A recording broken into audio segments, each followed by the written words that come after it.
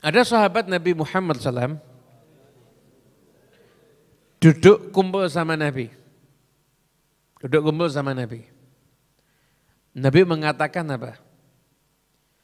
Salah seorang di antara kalian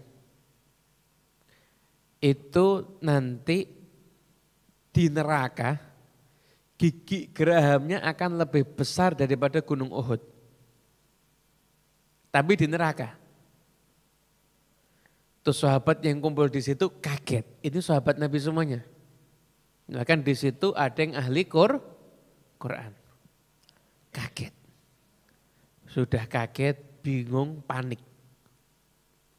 Sampai akhirnya ketika itu di antara yang ada di situ tuh Abu Hurairah.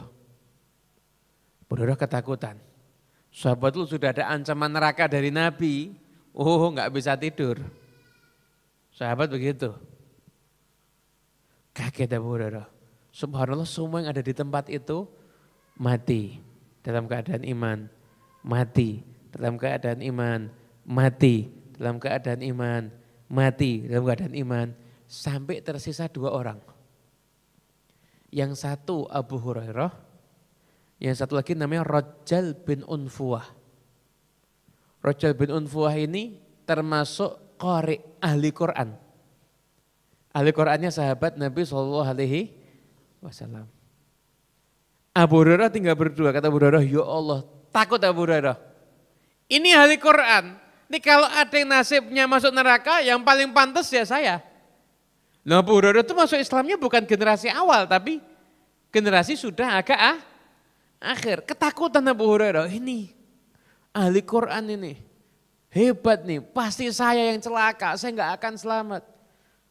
Subhanallah, ketika ada nabi palsu, Sayyidina Abu Bakar As-Siddiq ngirim orang untuk berdakwah di tengah-tengah nabi palsu. Dikirim Rajal bin Unfuwah. Coba saya ngirim Sayyidina Abu Bakar As-Siddiq atau Nabi Muhammad? Kirim Rajal bin Unfuwah. Rajal bin Unfuwah ini ahli Quran tapi miskin. Begitu datang ke tempatnya Musailamah Al-Kadzab, dia mau berdakwah, ketika itu sama Musailamah ditawari, kamu nggak usah pakai dakwah-dakwahan aja. Kamu jadi orang kedua saya. Kalau saya nabi, kamu wakil nabi. Ngaco sekalian, ngaco gitu aja kan. Kamu jadi orang kedua saya, kalau saya nabi, kamu wakilnya nabi. Dan setengah harta saya buat kamu. Orang miskin langsung mendadak kah? Kamu nikah sama siapapun juga bisa. Akhirnya Rajal bin Unfuwah ini harusnya mendakwahi Musailamah, justru mendakwahkan Musailamah. Kebalikannya, ya kan?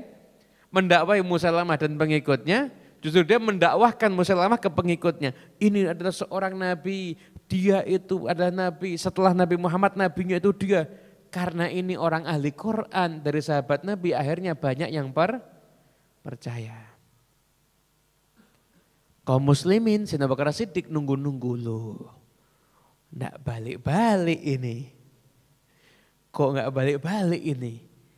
Dakwahnya sukses atau gimana?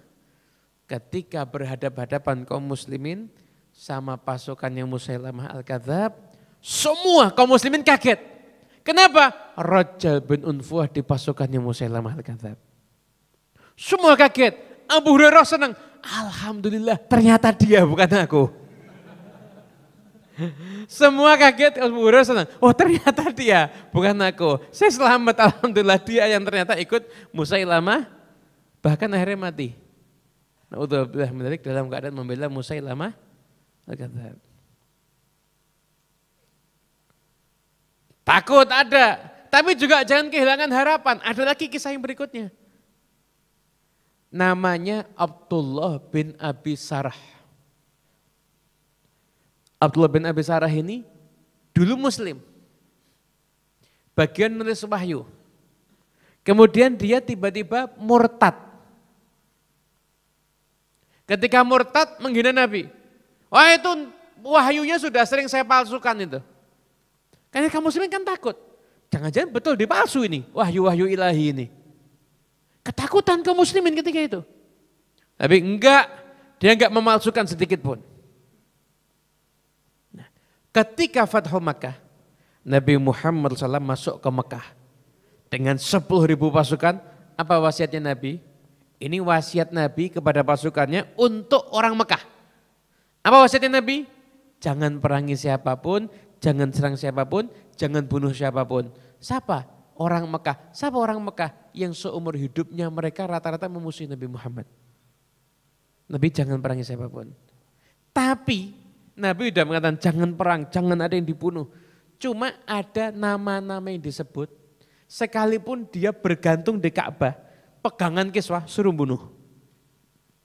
Termasuk di antaranya Abdullah bin Abi Sarah. Abdullah bin Abi Sarah ini termasuk yang dalam daftar nama harus mati. Oh itu nama-nama itu dicari sama sahabat. Cari, ada nama yang disebut cari sama Sayyidina Ali, cari sampai ketemu bunuh. Ada yang dicari langsung pergi ke tirai Ka'bah. Dia sahabat Rasulullah, dia gantung di kiswah Ka'bah, bunuh.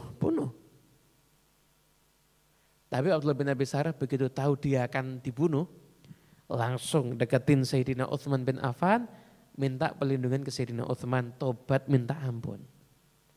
Akhirnya tobat minta ampun, diampuni sama Nabi Muhammad. Rasulullah SAW jadi muslim yang bagus. Zaman Khalifah Sayyidina Umar dia dipercaya untuk ngurusi wilayah sama Sayyidina Umar. Zaman Sayyidina Utsman dipercaya untuk ngurusi wilayah sama Sayyidina Utsman dan meninggalnya ketika lagi sujud sholat subuh. Bayangkan, sudah murtad, masuk dalam daftar calon mati. Saya sekalipun di pegangan kiswah suruh bunuh loh dia itu. Tapi akhir hidupnya bisa sujud. Nah, sekarang kesimpulannya. Nah, kalau kita gimana? Kita kira-kira gimana? Nah, kita semuanya majelis taklim. Ngaji ya ikut ngaji, tapi jangan pernah merasa aman. Saya pasti masuk surga, saya pasti akan husnul khotimah.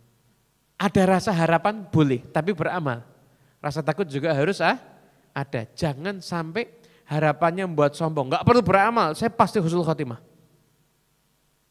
Itu ibarat ada santri enggak pernah belajar, insya Allah saya nanti akan jadi orang alim.